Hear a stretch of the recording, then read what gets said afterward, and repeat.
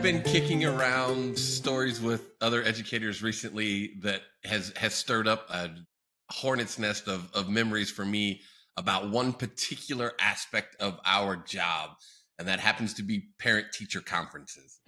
Uh-huh. Yeah. Any memorable ones of those? I always tell everybody, don't ask me a story because I'll tell you. And it was my first year at this school. And I went from a real small school I graduated with 20 people in my high school class. Okay. So then I went and I taught at a school that most graduating classes were around 60 or 70. And then I end up at the school where graduating classes are like 700 kids. So I was trying really hard to be conscious about names and whatever. And it just so happened at the beginning of the year, I had two kids named Michael. There was Michael H and Michael D. And I'm not sure how it happened, but Michael H was the best, like teacher pleaser, on time every day, get all of his stuff out. He'd always have a pencil. He was the kid giving pencils to the kids who never had pencils. We all know that kid. Michael D, on the other hand, rarely showed up, often was making poor choices in and out of school that were getting him in trouble. And for some reason, the first day of class, those two, because we had them listed on the seating charts, because I team taught. So my co-teacher, he always, the first, like, I don't know, 2 or 3 weeks, he'd put them in alphabetical order. Those two boys switched. So I had Michael D and Michael H in my brain mixed around. So Michael H's parents come to parent teacher conferences and, they're used to this and they sit down. What happened that Michael D had gotten kicked out of class that day because he made some poor choices in using adjectives to describe some classmates that were less than school appropriate. And he was refusing to leave the classroom. It was a whole thing at that time. We did something called Boys Town Social Skills. So the question was, can you make it to the office yourself or you need some help? And he opted that he needed some assistance. And so principal had to come up and get him out of the classroom, which was a whole thing. So this Michael H's kid stood across the table and they're like, so how's he doing? And I'm looking at him going, did you not get a call today? Like, what? I can't believe you're here. Like, what? And so we're sitting there and I said, we kind of had a rough day.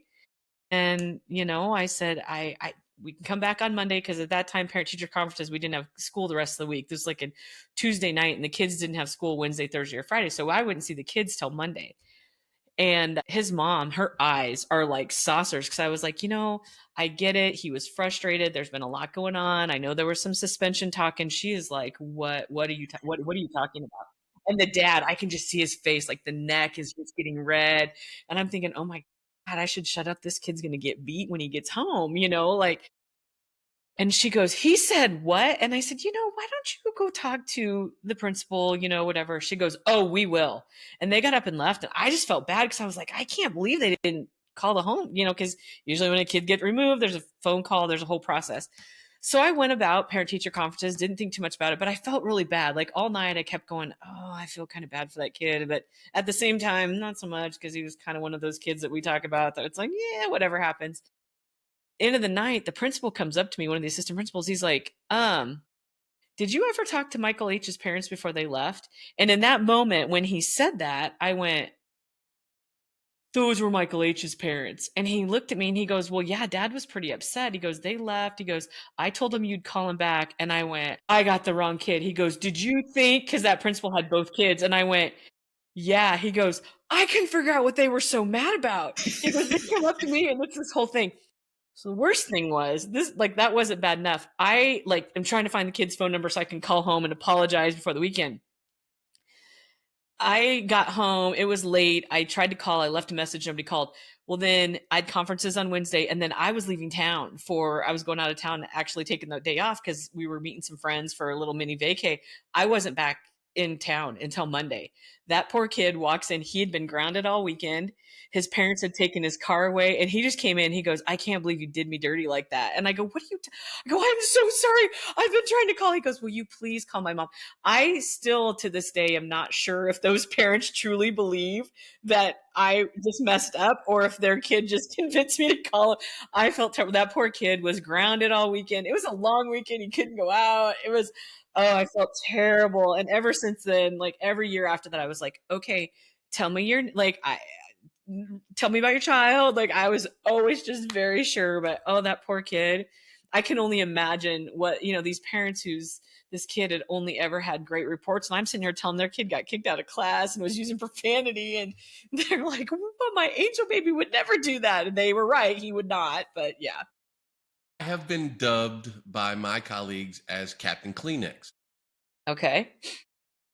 From the very beginning of my educational career all the way up until this past year, new school, new setting, new everything. If it's parent-teacher conferences, I have to have Kleenex because I don't know what it is about this punum, but specifically, women feel like they need to share with me. Information you don't need to know. Oh, just off the top of my head. I had a lady that I'm talking to her and she gets very emotional. I said, it seems like your son has a lack of a positive male influence in his life. Oh yeah, that makes sense. Cause his dad's in jail. Well, that's his stepdad, but his dad's in jail too. They're both, so he doesn't have anybody at home right now because they're both in jail. And to be honest with you, when he was born, like I used to do a lot of drugs and I was kind of promiscuous. So we're not exactly sure who the father is. Yep. I'm going, yep. Teacher, not a counselor. I'm not ready for this stuff. Yep. Please stop telling me. She's boo-hooing and crying. And oh my God. Then I had another one say something to the effect of, well, ever since I hit menopause, and she just starts going, I'm like, why? TMI. Why do I need to know this? I don't care. I don't care. I don't want to know. Yep. It came down to everybody, if you're in a situation with parent-teacher conferences where everybody goes to the gym, everybody wheels their wheelie chair down there with all their stuff, right? Oh, yeah. I'll get to mine and there'll be like 4 boxes of Kleenex on there from my colleagues. They're like, we're just getting you ready. Because sarcasm is alive and well between teaching staff. Oh, I would clown you hard. I would totally, if I knew, I would totally have done that. Yep. Mm-hmm. Okay. Out of the classroom. Somebody 2 days ago, I go to a Casey's. I walk up and the lady behind the counter says, how you doing? And I'm like, I'm great. How are you? You know how you do, right? And she goes, not good. They found a blood clot and it's not showing up in my leg. It's in my chest. And now I'm like, whoa. I just want my Powerade. Did I just get my candy bar? I feel bad for you that you have nobody to talk to, but why is it me? Why is it always me?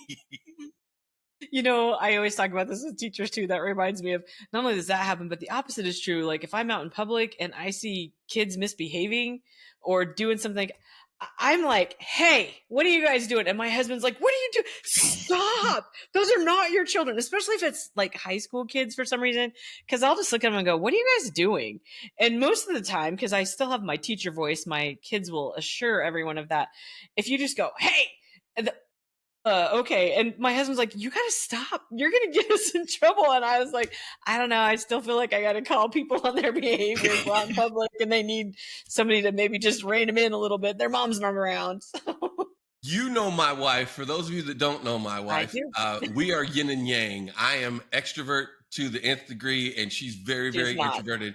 So we'll go someplace like we'll go to a grocery store and we'll get to the register and the lady will say, or guy, whatever, will say, did you find everything okay? If I say, actually, no, you can just watch my wife melt. Just humiliated. Please don't talk to them. Oh, God, Here we go. Yep. Oh my gosh. I remember when we first moved to town, there was still a mall here that had like interior, like an old school shopping mall. And that mall had these like sunken pits, they call them. And it was like conversation areas, very 70s style. And when I first started teaching in this community, there was a pretty big gang thing that was going on. I learned a lot about that. And, I was a special ed teacher who worked with a lot of at-risk and everyone called them the naughty kids.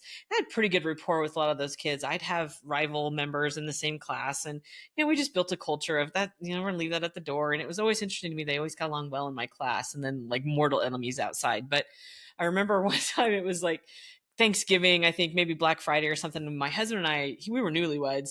We're walking around the mall and I see a bunch of my students in one of those pits, and they're not doing anything bad, but they're, wearing their colors and pushing each other around and roughhousing, but nothing violent. And I happen to notice a couple of pearl clutchers one front, and they're holding their purses and they're, walking away. And you can just tell they're terrified to walk by these kids in the mall. And I march up, and my husband is like, "What are you doing?" And I go, "Hey." And I call them by name. They're like, "What?" I go, "You are making these old ladies grab their purses because they think you are going to start a gang war right here in the mall. Knock it off. It's Christmas. People have their kids or whatever." They're like, "Oh, sorry, Miss B." And they sit down or whatever. And these two old ladies are like, "I can't believe you talk to these kids like that." And my husband is just sitting there going, "We're going to die. We are going to die. She's going to get shanked. I'm going to watch it." And she had no qualms about doing that. And Jim tells that story all the time. He's like, "Yeah, that's when I knew that it is what it is." But Jim was as terrified as the ladies walking by. And I didn't even think twice about it. So also share with my listeners that don't know you, you're all of how tall? 5'2" and a quarter. And a quarter. Yeah. So to watch you walk up to high school kids. Hey, you knock it off, because this kid's like 6'2" and skinny. I'm like, "We don't do this in here." He's like, I'm sorry. He sits down. Oh man, my husband was like, "We are going to die in the mall. We're going to die in the mall." And I didn't even think twice about it, because part of it was I hated the image, that I wanted to kind of help with that. And it's something we talked about before, but yeah, I'll never forget. I was like, "Hey, you knock it out." I'm looking right up at him. "We don't act like that in public. You know better than that. These poor ladies think you're in there just like, so sorry, so sorry." And they sit down, and Jim is just going, "We're going to die. We are going to die. And it's your fault." So it happens all the time. I still do it, but yeah. Have you ever had a kid that just astonished you on the you were talking about the FedEx kid. Have you ever had any other kids that have astonished you by the impact you had and how then you saw them later on in life or anything like that? Ooh, you want to feel a good story? This will make me cry. I'll try not to cry. I'm not a crier. You know me. I'm not a crier. But so I had a kid. He was a ninth grader, and he came to class every day wearing the same outfit. It was a Dallas Cowboys jersey, jeans, shoes that had seen better days. And I was still kind of young and naive about poverty and some of the things. And he wasn't always very clean. The hair was pretty greasy, and he was kind of a loner. Kids kind of stayed away from him, I think, more than anything, because he kind of smelled bad, honestly. I mean, whatever. And through a lot of series of events, we found out that he had been living by himself with a younger sibling who was a middle schooler, and that middle school wasn't very far from the high school that we taught at. And those kids walked from Clear, the south side of town, the main street on the south side of town. There's a trailer park over there. They walked from that trailer park to where our high school was. And you think about that, it's probably 5-6 miles, I'd say, probably. It's a distance. miles. And they never missed a day of school. Well, what happened was the little sister had gotten sent to the nurse because she had head lice. And every teacher now is doing this. So I hate to say that, and we're all like, ugh. But so then we got a call up at the high school, and I get a call from the counselor. She said, "Hey, do you have this gentleman in your class?" And I said, "Yeah, he's here." She says, can you bring him down?" She goes, "I need you to walk him down." And I'm like, "Oh, what's going on?" So they were trying to get a hold. Long story short, they found out those two kids had been living by themselves for a couple months. Mom had bailed, and they were scared because they didn't want to get separated. So he was making sure that they came to school every day because they could get fed. They got breakfast, they got lunch, and then they would take stuff and eat for supper that night.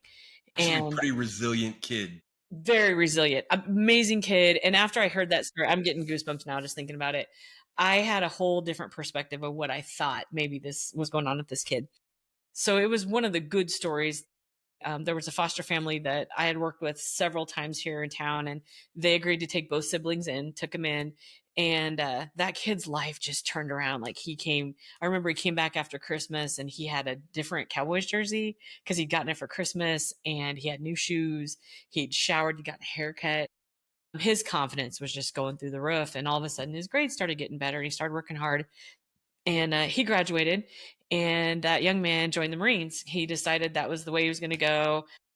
I remember I had conversations with him because he was in my work readiness class. So we talked about what you want to do when you grow up and stuff. And we had lots of conversations, and he said, I need to get a job that I can always make sure my sister's okay. He said, I want to make sure I remember him at 18 going, hopefully I can make sure that I can pay for her health insurance. So she's got insurance. Like he was thinking about that. And I thought that was so weird. So he joined the Marines and, he graduated, he left, and you lose touch, especially with the kids go in the military because they don't just come back. Well, that time we had a fast forward to the fall. Our school used to be not very far from a veterans home. And we had a principal who was a veteran himself. And we started doing this Vets Day parade where all the kids from our high school, all 1,200 kids, we would do a little parade and the band would play and the cheerleaders would go and all the kids in the homerooms would go and we'd parade around the grounds at the vets home and they'd bring the vets out and like set them outside or on the porch and stuff and they'd wave. And it was actually pretty powerful, looking back on it, like, wow, that was something pretty special. And I'm standing there and I have my homeroom and one of my kids goes, hey, miss, some dude's looking for you. And I went, oh, okay, who? I don't know. I think he's a cop or something. And I was like, oh, okay. So I walk a little bit further. I'm kind of making sure kids are, doing what they're supposed to do. And another kid goes, hey, there's some soldier dude looking for you. And I said, I don't know what you're talking about. And they go, no, there's some soldier dude looking for you. He's been asking for everybody. Where's Mrs. B? Where's Mrs. B? So I'm like, okay. And something happened and I was helping another teacher. And pretty soon I get that tap on my shoulder and I turn around and I'm in the like chest of a kid. And I did this and it was full dress Marine. And it was that kid. And he picked me up and he gave me the best hug I've ever had in my life. And he said, I can't thank you enough. He said, you saved my life, B.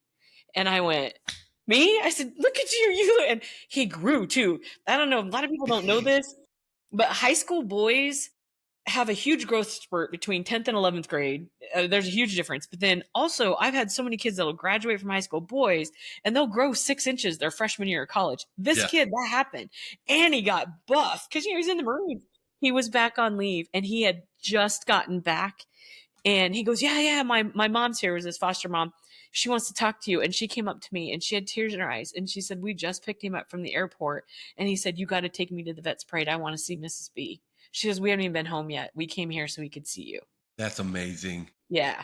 I wish I knew where he was. Like, that's I think about that. There's some kids I run into around here. I never know what happened to him. I kind of ran into his foster parents a couple times. His sister, I had her in one class and then I think they moved, honestly. And I think she moved with the foster parents. And so I kind of lost touch, but that was 20 years ago. And I still tear up about it. Cause that was the best hug I ever got. Was there's my Marine sitting there and he goes, you saved my life, man. I just went, So yeah, it was pretty cool.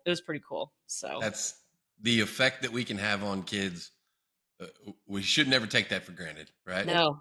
Yeah. And you do, and it's when I think about it, I'm like, I might've made a difference 1 or 2 times. So yeah. You still make a difference. So many kids that I see interact with you, they are just enamored with your style, with your caring personality. Wow. You are in the position you're supposed to be in. Well, it's unorthodox, that's for sure. As you and I both know, there are styles of teaching that you can use with some kids, and some kids, that style is not going to work. And there's a reason why I worked with the kids that I did, because I was not a straight and narrow, follow the curriculum. I didn't always. I know. That's why, you're the yin to my yang, whatever. Yeah, and it upset some coworkers at times. They were like, "Oh, I can't believe you don't kick a kid out for saying that or whatever." And I had one teacher tell me one time, is an older teacher, veteran teacher. Actually, you and I both know her, and I know that you also did not have great coworker experiences with her. But I remember her pulling me aside because I always let the kids call me Mrs. B. My last name is a mouthful. Part of it was I got married midterm. My first year teaching. So kids knew me as Miss this, and then I was supposed to be Mrs. 3-syllable last name that nobody knew how to say. And so I always told the kids, you can just call me Mrs. B. It's fine. She thought that was so disrespectful, thought it was terrible. And she thought it was her place to let me know that she thought I should be expecting the kids to call me by, Mrs., my full last name. And one of the kids pipes up, oh God, he goes, no, it's okay. She told us as long as the B stands for her last name and not the other B name, it's okay. And that teacher turned around and walked back out of my classroom. And I was like, okay, that did not help. That did not help at all. And it was hilarious. But that's probably why she always hated me. There was never a Mr. No. I've just been Kibby. Now, I will tell you that some kids call me Mr. Kibby, which I always thought was interesting because it's like a formal, informal Yeah, nickname. You right. know what I mean? Yeah. But that probably spells a lot out about why she didn't like me from the jump, because I walk in and go, just call me Kibby. You're not going to say my last name right anyway. So Right, exactly. And yeah, and that's actually exactly word for word I told the kids. I would just put Mrs. B on the board, like here's my name, and I would say as long as the B stands for Brisenhand and not the other B word, you can call me B, you can call me Mrs. B, you can call me Brit. I don't care, but just can't be that other B word. And they all knew. And they're high school kids. They thought it was hilarious. It built connection right away. That's my style. And whoo, she did not agree with that style in any way, shape, or form. So yeah. Yeah. well, Mrs. B, aka Briz, thank you Yeah, so much for chilling out with me today. It was for a lot sure. of fun.